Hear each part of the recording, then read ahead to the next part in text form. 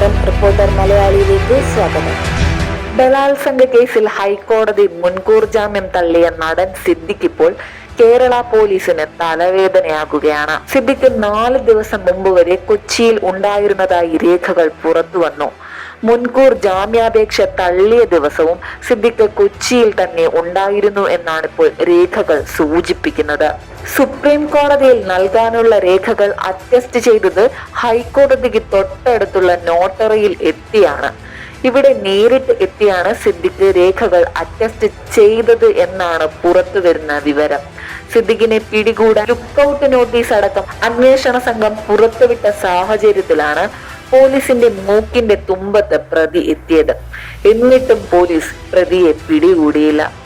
ബലാത്സംഗ കേസിൽ മുൻകൂർ ജാമ്യ ഹർജി തള്ളി ദിവസങ്ങൾ പിന്നിട്ടിട്ടും സിദ്ദിഖിനെ കണ്ടെത്താതെ പോലീസ് കണ്ണടയ്ക്കുകയാണ്. ഹോട്ടലുകൾ കേന്ദ്രീകരിച്ചുള്ള അന്വേഷണത്തിൽ വിവരമൊന്നും ലഭിച്ചിരുന്നില്ല. നടന്റെ സുഹൃത്തുക്കളുടെ വീടുകളും പോലീസ് നിരീക്ഷണത്തിലാണ്. അതേസമയം മുൻകൂർ ജാമ്യാപേക്ഷ തള്ളിയതിനെതിരായ ഹർജി സുപ്രീം കോടതി തിങ്കളാഴ്ച പരിഗണിച്ചേക്കും. ഹർജി കഴിഞ്ഞ ദിവസം കോടതി രജിസ്റ്റർ ചെയ്തിരുന്നു. അതിനിടെ സിദ്ദിഖിന്റെ മുൻകൂർ ജാമ്യ ഹർജിയിലെ കൂടുതൽ വിവരങ്ങൾ പുറത്തുവന്നു. കള്ളസാക്ഷിയെ അതിജീവിത സൃഷ്ടിച്ചു എന്നാണ് സിദ്ദിഖ് ആരോപിക്കുന്നത്. മസ്കറ്റ് ഹോട്ടലിൽ തന്റെ മുറിയിലേക്ക് എത്തിച്ച ആൾ എന്ന നിലയിലാണ് കള്ളസാക്ഷിയെ സൃഷ്ടിച്ചിരിക്കുന്നത്. നിരന്തരം ആരോപണങ്ങൾ ഉന്നയിച്ചപ്പോൾ താൻ പോലീസിൽ പരാതി നൽകി.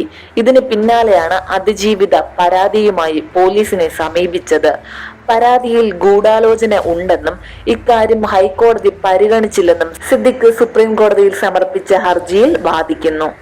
കൂടുതൽ വാർത്തകൾക്കായി ഈ ചാനൽ സബ്സ്ക്രൈബ് ചെയ്യുക.